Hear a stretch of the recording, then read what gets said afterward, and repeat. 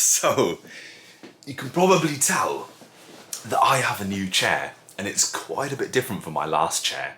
I have upgraded to a gaming chair, which is actually quite exciting. Now, I'm not much of a gamer on my setup anymore, as you guys know. I do a lot of work up here. I do video editing, I do all sorts, but I don't really play games. I've got a family now, I play games down in the living room, but just because it's called a gaming chair, it doesn't mean that you have to game if you buy one of these chairs. It doesn't turn you into a gamer. It probably doesn't make you any better of a gamer either. Or I suppose you could argue that if you do sit on this chair and you are comfier, then you may have better luck in games, who knows. Anyway, today I'm going to be chatting about the GT Racing gaming chair. Now I'll put this particular model up on the screen. There are loads of different models. Use my links in the video description to check out for yourselves the range of models that they have, loads of different colours. And if you do want to buy one, I do have a cheeky little coupon code down there as well. So if you use code IMNC, you will get $15 or 15 euros off of one of these chairs for yourselves. So this chair comes from the Footrest series, and we'll talk more about the Footrest later on in the video. But I went for a black one, a nice, sleek, understated black one. Now, if I did have a lovely gaming setup, loads of, RGB lighting and a nice tower here and everything like that, I'd probably go for one of the red ones or the blue ones to stand out nicely and match the setup. But for me, it was more about being kind of practical, a little bit more understated, because let's admit it, the design of the chair overall kind of makes a little bit of a statement anyway. So having the nice subtle black one really just kind of helps it morph into more of the home office environment as opposed to kind of a gaming environment. So for anyone who watches the channel and knows me, my history with chairs, I typically turn to the used market. I look for the cheapest and the comfiest thing I can get. I buy it, I squeeze as much life of it out as possible, and then we do the whole thing all over again. Now, needless to say, this was a completely different experience. Just the experience of unboxing it, building it myself, and being the first human being to sit on the chair, that in itself was something. But much more importantly than that, upgrading from sort of like a traditional kind of office chair, the kind of leathery, kind of big, bulky, wheeled chairs, over to something like a gaming chair. I wasn't expecting for it to feel quite as different as it did, and for it to offer such kind of like a complementary range of features that make your working life a lot more pleasant at the desk. So I'm going to make sure to try and cover everything that I feel is a benefit to using a chair like this, as well as look at a couple of points as to why maybe you wouldn't want to use a chair like this. Firstly, the unboxing experience of this guy. The box is massive. I had to unbox it in my son's bedroom. I didn't have enough space in here, but all of the parts are packed well, and what I loved about it, all the screws were laid out really neatly on this piece of card. I've actually got it here. It comes laid out really nicely, all the screws labelled exactly what they are. You even get some extras as well, which is cool. You only need the one Allen key to put it together, and you get the Allen key. It's a nice solid feeling Allen key, it's not a cheap one. And you build the whole thing in like 10 minutes or so. It says you need 2 people, but I didn't have any problems putting it together myself. It goes together really nicely. All the parts are quality, they fit together well. Building it is no problem whatsoever. As soon as you've built it, you can plonk yourself down in it and begin to experience it and assess the comfort, which is exactly what I did. Now, at first, I'm going to be completely honest. Coming from a, as I say, more traditional office chair, which tends to be a big, padded, very soft and squidgy leather chair, over to this guy, I threw myself down and I was like, woof, yeah, that's quite firm. And it is, it's a firm chair. If you don't like firm comfort, then this particular chair won't be for you. So it took a little minute for me to adjust, get used to it, but then I was used to it. And for a prolonged period of time, you can sit.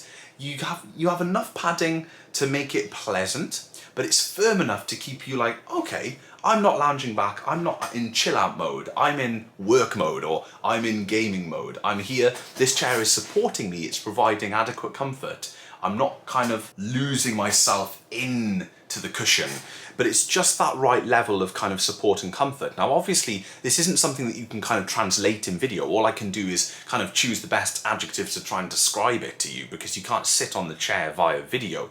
But take my word for it, you can sit on this guy for a long time and it gives you nice, firm support. After the next kind of sort of 10-second initial reaction to the comfort, I quickly moved on to the fact that I felt much more sleek in the chair. Now the chair, even though at the back here, they may appear a little on the bulky side with these extra bits that support you here if you lean back, It's actually quite a narrow and sleek chair, and you notice it when you move it around. So it wheels around really easily on the base, which is nice. It's very easy to maneuver, but also it's actually quite a thin profile chair. It's a lot thinner than my old chair, and I'm able to kind of whip round and dart around my office quite a bit easier. So if there was no mess here, I could just shoot over to one side, do something, shoot back.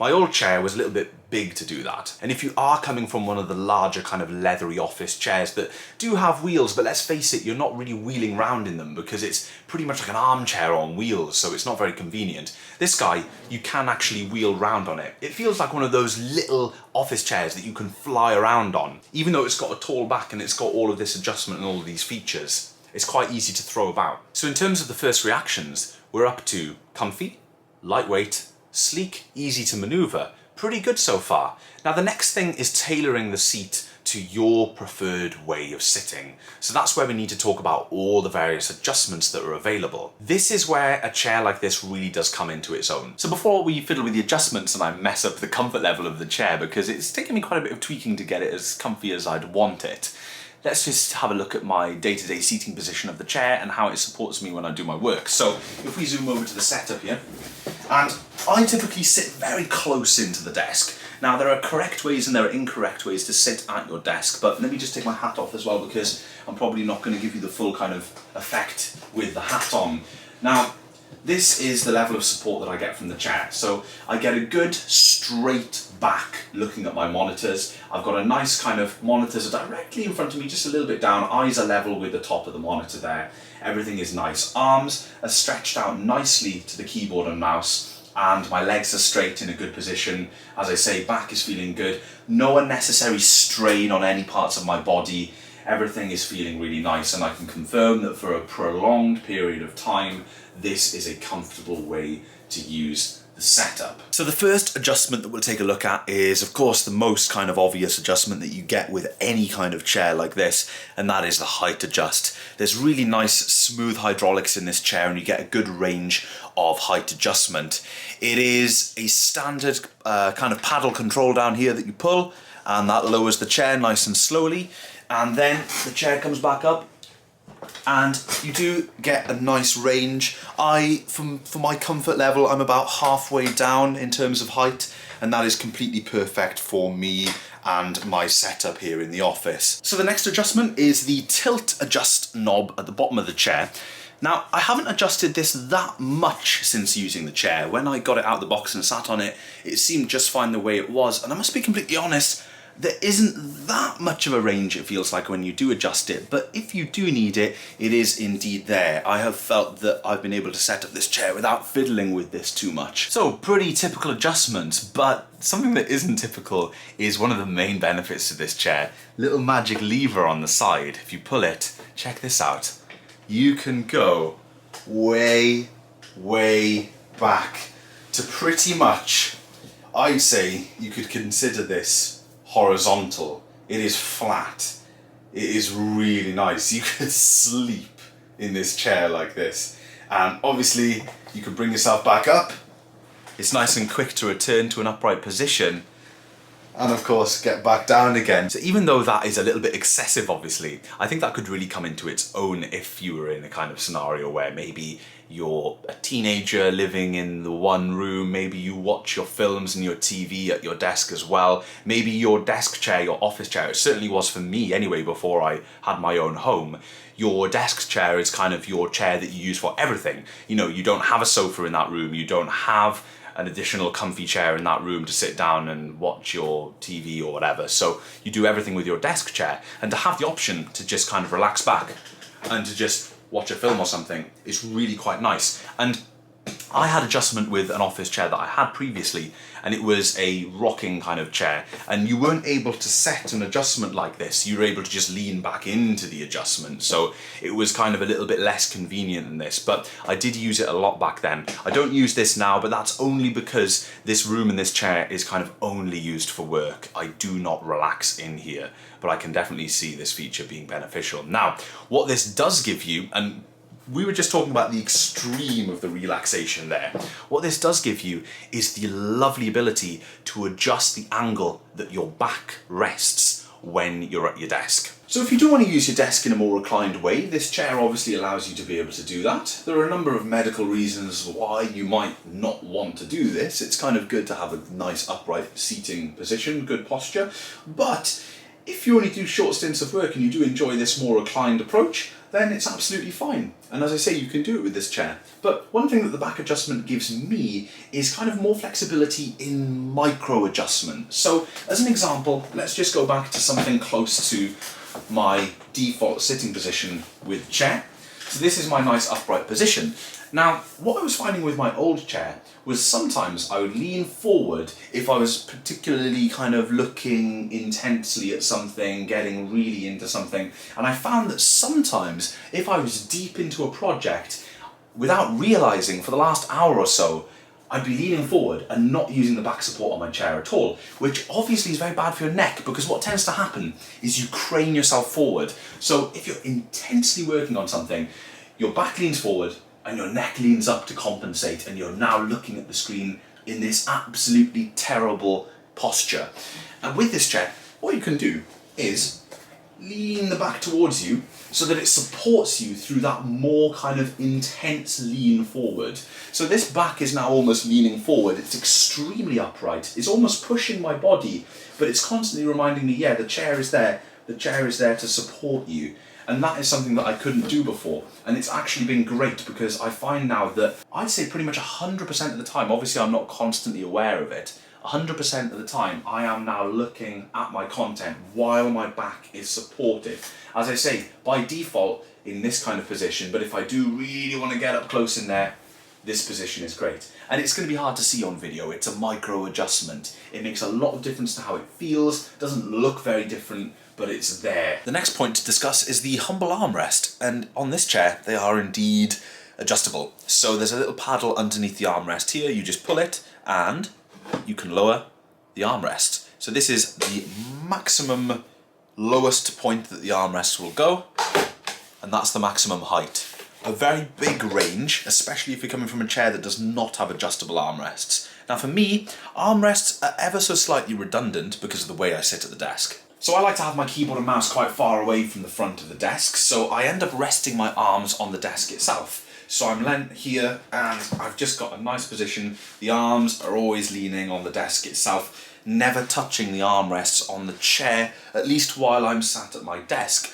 But what's quite cool about the adjustment is usually I run into this sort of trouble. The armrest is at a default height, let's say somewhere around here, maybe a bit lower, and it knocks into the desk. It starts obstructing my ability to move the chair completely underneath the desk. What I can do with these ones, lower them down, get them right out of the way, and I can get right in there if I want to. Not that I sit in that far, but it's also good for pushing the chair completely under the desk when you're not sat at the desk as well, so that's another advantage. So I can get right in there and they're completely out of the way. So I was actually chatting to a buddy of mine about this chair, and he plays guitar, and he was asking about the armrests in particular because what he enjoys doing is sitting at his desk playing guitar, whether I guess he's recording or whatever, but he doesn't like armrests because they get in the way. So he was asking how far do they go? Now they go down quite low, but they don't go low enough to allow you to do something like play guitar in the chair. But what's really cool is the armrests themselves, unlike a lot of office chairs, they don't form part of the main structure of the chair. They are literally just two armrests that bolt on the bottom. You can completely remove them. You can remove them without affecting any functionality of the chair. So you could have a gaming chair like this with no armrests. Now, I choose to keep them on because when I whiz around the room, I quite like to have the armrests. And because I can lower them right down, they're not in my way at all when I use them at the desk. But I can definitely see brilliant potential for completely removing the armrests and having that much more freedom with the chair. And then of course what that will give you as well, it will add to the kind of sleek kind of feeling of the chair. It's so easy to throw around and maneuver. The lack of armrests will just add to that even more. So the flexibility that they give you is great, and the fact that you don't even have to put them on in the first place is also great. So that's pretty much it for mechanical adjustments and bells and whistles along those lines, but you've got two more adjustments that make a big difference to comfort on the chair, and that is of course the head pillow and the lumbar cushion at the back. So talking about the head pillow specifically for the moment, Obviously, you see these chairs a lot of YouTubers have them, and you see in the frame all the time, you see the head pillow. And if you haven't used one before, you kind of can't help but think, is that just there for design? Is that there for looks, just to look cool or whatever? Or is it actually comfortable and practical? And I can confirm that it is really comfortable and practical. So as a demonstration of how I like to use the head pillow, I believe it is officially called a head pillow, but for me it's more of a neck pillow, because the way that I see it working for me in this kind of default position here, and this is where I like it, is removing the hat once more to demonstrate. When I'm sat at the desk, and we were talking earlier about how the chair needs to constantly support your back throughout all of the work that you do, the neck pillow sits in that kind of natural groove that you have. So it kind of bridges the gap between your shoulders here and the back of your head, and it allows your neck to get its own dedicated support as well. Whereas without it, your head is just kind of, there we go, let's pull it off. Without it, it feels empty. You feel like you've got this void at the back here. Now, obviously a lot of chairs don't even go up this high, so your head is just naturally out in the open anyway. The support kind of stops at the top of your back or at your shoulders here, but because you've got the curve to the back here that support your shoulders naturally, it makes perfect sense to give your neck that little bit of extra comfort here at the back, which is really quite nice. So definitely the pillow in combination with the appropriate angle of the back of the chair to allow you to get that kind of up close and personal, or maybe slightly more relaxed approach, whatever you prefer, they definitely play the part together. You need both of them to create that kind of comfort. Now, talking about the bottom one, the lumbar cushion, it's not one that I've thought as much about as the head one. The head one I've kind of thought, yeah, I can really see why that's there, I can see the benefit. Now the lumbar one, I use it, I keep it on the chair, and I think the main reason for that is because I haven't got the biggest build. I think if I was larger generally, I could potentially remove it and I'd get a little bit more comfort, possibly I'd get into the chair a little bit more.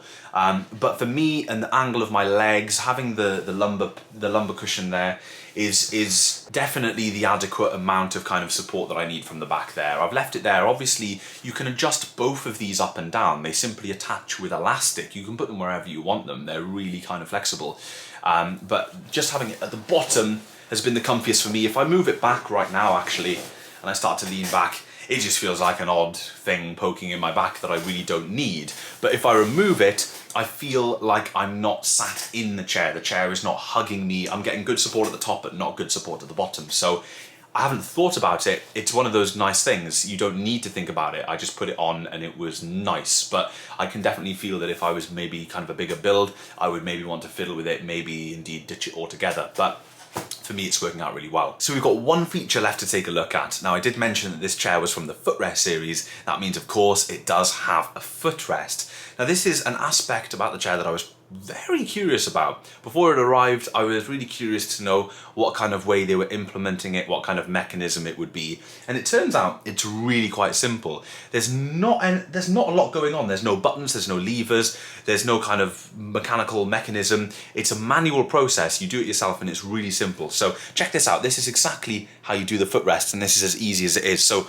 you put your hands underneath, you pull out the cushion, and you flip it up. And that is it. You've then got the cushion and you put your legs on it. And it's as easy as that. So one more time, putting it away. It's gone. Comes out, slides out on those two rails, comes out, and there you have the cushion. Now you can move the cushion in and out, so you can bring the cushion closer to the chair if you want, to just sort of extend the chair. Not very comfortable, but if you're tall like me, you can have it all the way out and get as much footrest support as possible. Now, what I will say about the footrest, and this is coming from someone like me who owns a recliner sofa, just like all these footrests, you're not actually resting your feet on the cushion that's provided. So just like a recliner sofa, it pops out the front. But when you put your feet up, you're actually resting your legs. Your legs are supporting your feet are just dangling out in midair. Now, for me, I don't really use our recliner sofa that much. I don't find it as comfy as something like a footstool or just putting your feet on something, because I don't really like the sensation of my feet dangling out in front of me in midair for a prolonged period of time. But as far as sort of recliner style footstools go, this is really comfy. Now, albeit a bit odd with the chair maximum kind of tilt here, but with the official removal of the hat and the recline, that is where the comfort really comes from. So we are back in this recline position. Oh, you can't even see me now. That's better.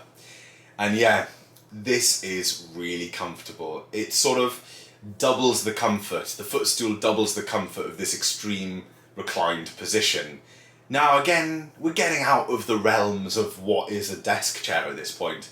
You're not going to use your desk setup like this. I mean, it would be pretty hard to do it. This is just more for what I was saying in regards to if this is the only chair you have in your room and you use it for everything, then you may want to do this. I mean, this even goes beyond watching films and stuff. You'd have to have your TV on the ceiling. This is a bed at this point. Bit of a blanket and I'd be out like a light, especially today. I'm quite tired. But potentially more sensibly, the footstool, and I can sort of understand this. As we've already discussed, I use my chair very upright, but if I happen to use my chair a little bit more relaxed, you could, in theory, use this footstool underneath your desk and have kind of like a nice desk setup. Now, I'm kind of imagining a scenario if you've got like a keyboard tray or something that comes over, or I don't know, you know, you can get those like platforms that you put your keyboard and mouse on. If you've got one of those here and you rest it on and you lean back, yeah, you know, that could be really quite comfortable and it feels quite supportive actually as well. But for a traditional kind of desk setup, I definitely prefer to be upright, and to be upright like this, the footstool is then kind of not necessary. So it's almost like a luxury that I'm never going to use, but it's definitely interesting to check it out. So we're going to briefly talk about the materials and the overall quality of the chair. Now, I think for a chair in this price point, it is really well built, really sturdy. Everything is designed really nicely. There's a range of metal and plastic components used throughout the overall structure of the chair. So for instance, there's metal supporting all the sides here. The mechanism for the tilt, that's all metal. There's good solid metal underneath. It's metal for the footrest mechanism and the hydraulics obviously, and the inside of the mechanism for the armrests. Loads of solid metal going on in the chair. We do have a plastic wheelbase. Now, my two previous chairs had a metal wheelbase, and I think the fact that this one has the plastic one contributes to what I was saying, that it's easier to maneuver around because it's much lighter on the bottom. It's kind of flying around the floor on those casters a lot more easily. And the plastic is kind of used, I think, as well as a design thing, because there's a lot of accents in the plastic design throughout the chair that kind of emphasize that gamery look. So the base, even though I do like a metal base on an office chair, I think this base suits this chair. I'm not sure how it would look with the metal base that I'm more accustomed to, but the whole chair looks really nice. It's all black, so when you get the black model, it's not like, oh, it's black but something ends up being a different color. No, this is actually black. The bottom's black, the seat's black, all the accessories are black, armrests, everything is black, which is nice. Armrests themselves appear plastic, but I was pleasantly surprised to see that the armrest portion that you actually rest your arms on is like a rubbery, foamy type, really dense material, but you can squash it. You can squash it down, so there's some give there, and that's really nice, because one of the awful things about plastic armrests on chairs is if you end up bashing the armrests against stuff over time, so maybe they scrape underneath your desk, or you're constantly hitting them against a filing cabinet that's next to your desk, or whatever, they can get scratched up and chipped up and the plastic can begin to peel, and it really doesn't look nice or feel nice on your hand. But this one, you could whack it all day against your desk and it's not going to get damaged because it's a really nice, sturdy, strong foam. So I really do like the material of the armrests. Now, the material used on the chair itself, I'm equally impressed with. So going from a leather chair to this is very different. This is quite soft material, and at first I thought it was going to mark easily, but similar to the armrests, it's got a lot of give in it, so you can just keep prodding it and poking it and trying to mark it. Not that I've tried really hard to mark it, obviously, I don't want to mark the chair, but it seems to be very durable. It's also easy to wipe down. I've cleaned this chair once in the last 3 weeks, just given it a wipe over, and it was really quite easy to just get a damp cloth and wipe it all down. It dried really quickly, and that didn't seem to be a problem. And then in terms of the material that's under the surface material, I've already spoken about the comfort, the initial reaction when I first sat down on the chair. I sat down and I was like, ooh, that's a firm chair. Over the last 3 weeks, I've grown to transition from liking a really soft, foamy, bouncy office chair to liking this more kind of, yeah, I'm in this firm chair, it's supporting me well. I've grown to really quite like that. And don't get me wrong, when I use the word firm, it's not like a rock hard mattress and you wake up the next morning aching when you're in one of those hotels and you're not used to the bed and the mattress is way too hard. It's not that kind of scenario. It's firm in the way that it's supportive, but it is not uncomfortable. It is a comfortable chair. But what I will say is if you are looking at a chair like this, or this chair in particular, or any chair from the lineup, I would presume that they're all pretty much similar here because it's the overall design, I think. Don't expect to be cuddled by the chair. If you like to sit in a big kind of cloud of soft material, you're not going to get that here. This is a little bit more understated comfort.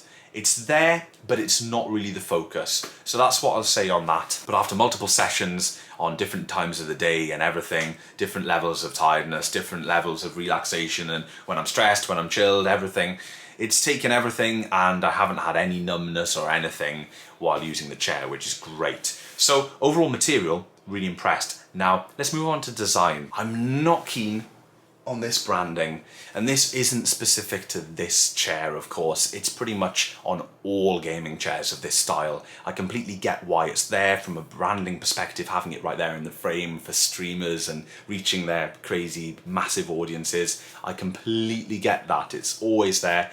But for me, I just don't like that sort of thing. I'm not really into it, but then again, I don't wear clothes with branding on them or anything, so that's just not really my kind of personality. That probably wouldn't bother a lot of people, and of course it's completely cosmetic anyway, so it doesn't make any difference. But looking at a more positive thing, and this is kind of the overall impression of the design, and that is, I really like it. The chair is nice, it looks nice, and I didn't really know how it was going to blend in with my office and me, and how I was going to feel about it. Was I going to feel, oh, I'm a bit gamery, maybe trying to be a little bit of a poser with my gaming chair, you know, but no, it doesn't feel like that. It feels and looks just like a nice, ergonomic, comfortable, functional chair, and I'm really pleased with it. So this has been my review of this particular model from GT Racing with GT player branding on the back. This is again this model at the bottom that I'll put on the bottom of the screen. There are a lot of different models. Have a browse, my links are in the video description. If you are looking for a new chair